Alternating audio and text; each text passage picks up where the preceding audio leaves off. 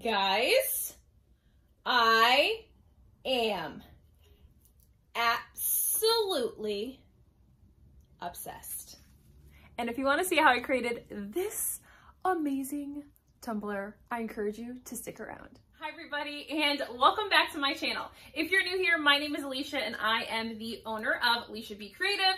So today I'm going to be showing you exactly how I put together that amazing tumbler. And of course, if you haven't already, I encourage you to go back and watch my last video because that is going to show you all of my brand new pattern vinyls and my new collab with Vinyl Gallery and give you some additional designs that you can use pairing my vinyl with lots of glitter and bling.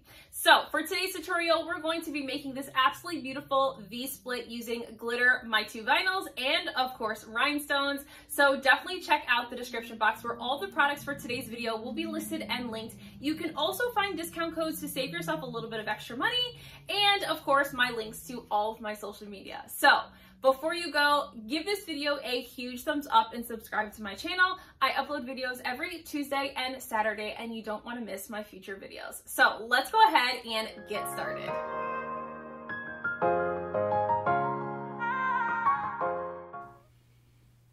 All right, so we're going to start with prepping our tumbler. So I have a 32-ounce plump here that I'm going to take right out of the box here, and I'm going to show you the prepping process.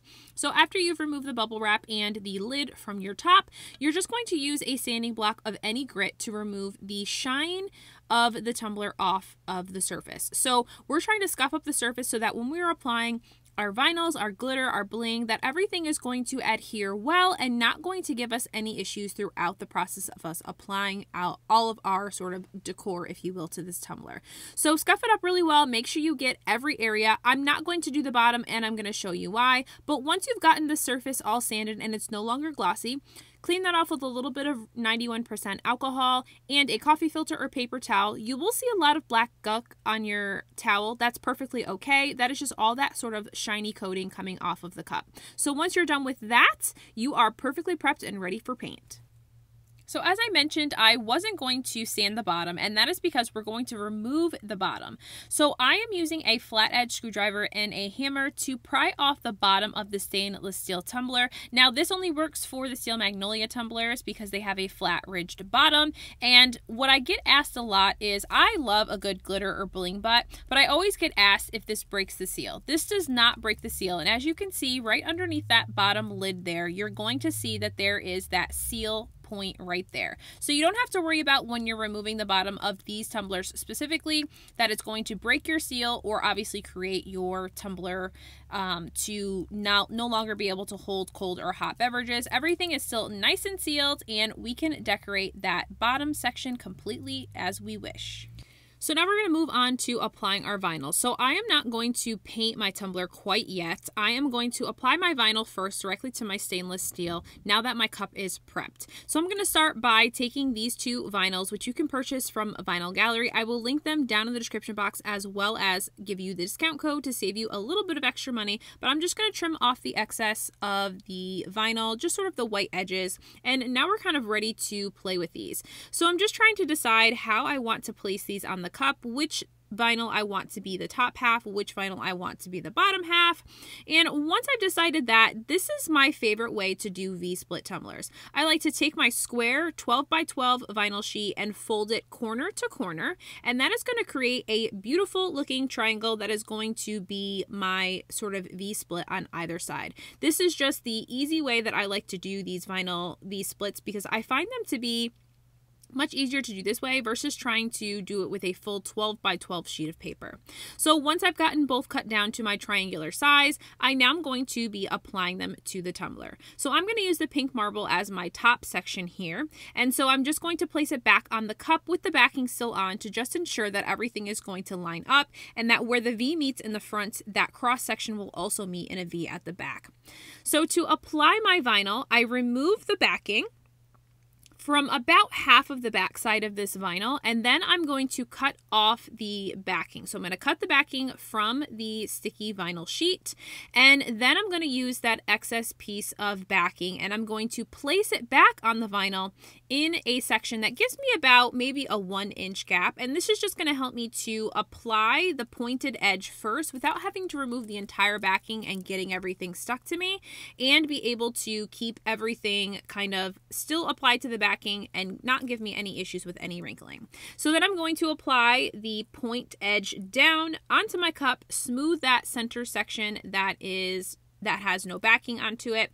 And then what I'll do is, once I see everything is going to look good and line up, I then will begin to remove the entire section of backing and very carefully pull tautly my vinyl to meet on the other end. So this is just sort of my quick and easy way to be able to do vinyl splits, as opposed to trying to do this with a full sheet of vinyl or trying to cut like a centered triangular shape out of like the middle section of the vinyl. I have tried it every which way, and I have definitely found that this is the easiest way that I have found to be able to apply vinyls in this V-split style to a tumbler. So I'm just going to finish up by applying the other edge of my vinyl, removing that backing all the way and making sure that that meets in the back.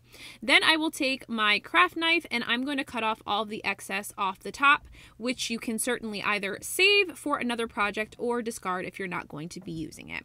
So once I've gotten that top section and excess removed, I'll take my squeegee tool and push the vinyl over the top edge to make sure I have a nice smooth edge to my top of my tumbler, and then take my craft knife to cut off any of the vinyl that sort of curves over the inner edge of that tumbler.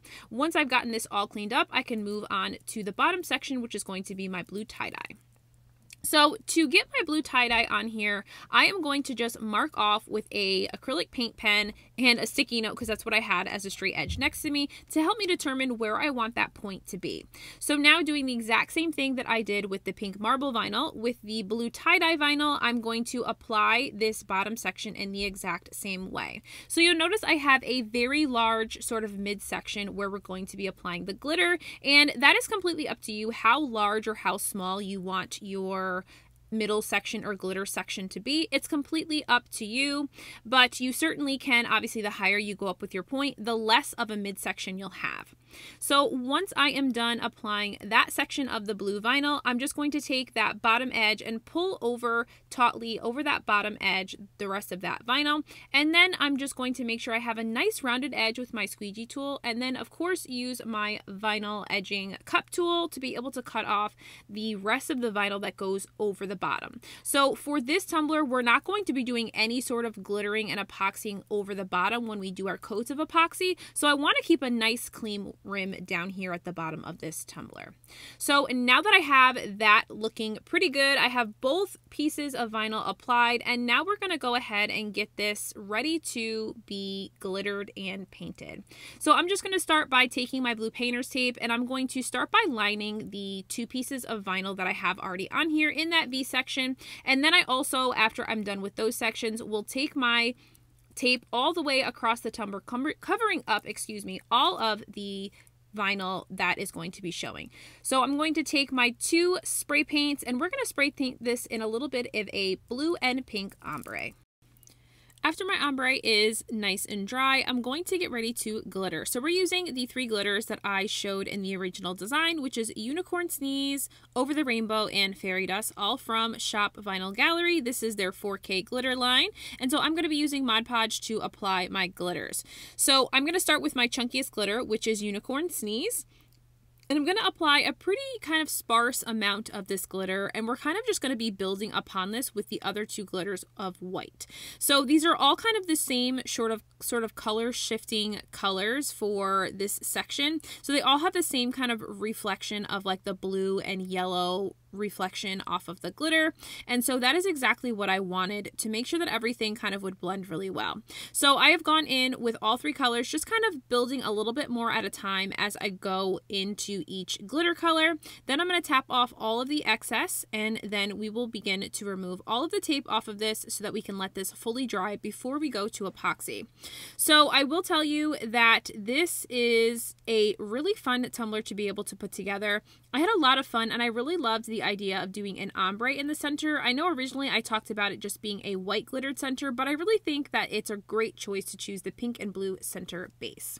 So after that has gone under epoxy for 2 coats of epoxy, I am now going to get into sanding. My least favorite part, but of course, you know, I got to throw this in here. So there wasn't a whole lot of sanding since this is very kind of smooth, if you will, because it's mostly just vinyl. The center section had glitter, but it all laid down really well and I didn't have any real issues.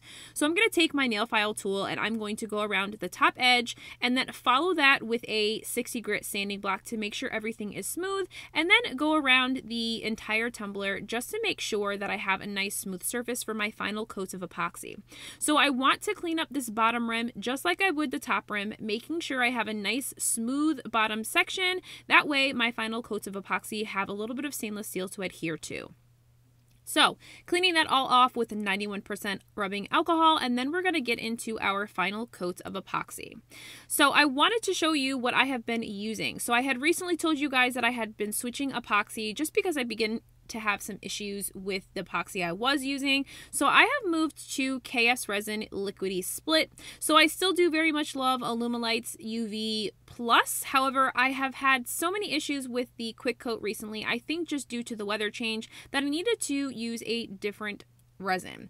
So I am using the KS Resin Liquidy Split, and it has so far been the best one that I have tried, and so I think it's going to be my next go-to for fast setting epoxy. But I wanted to throw in this sort of epoxy video as well because I don't ever really talk about it.